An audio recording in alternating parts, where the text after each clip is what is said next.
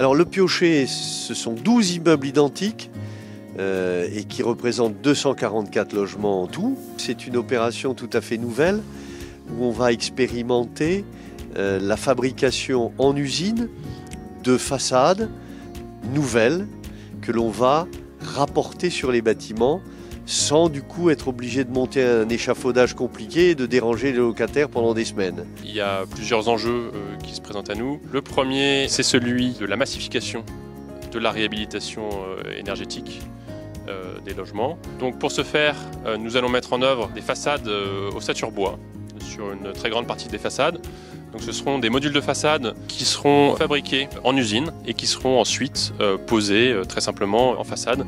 Donc ce qui permet dans un temps extrêmement court et avec des nuisances très limitées pour les locataires. Et puis le deuxième enjeu, c'est celui de la performance énergétique. Donc, nous visons et nous nous engageons d'ailleurs à un niveau de performance E égale 0, c'est-à-dire que l'intégralité des consommations énergétiques du bâtiment sont compensées par une production d'énergie renouvelable locale. Et donc nous avons travaillé sur deux axes principalement. Bien sûr l'axe des consommations, nous avons cherché à les limiter. Et puis nous avons travaillé aussi sur la production d'énergie et notamment nous allons installer sur toutes les toitures des 12 bâtiments du Piochet des panneaux photovoltaïques, ce qui représente plus de 2000 m² de panneaux. Nous sommes en pleine phase de conception. On installe le chantier à partir du mois de juin 2023. On démarre effectivement le chantier en septembre 2023.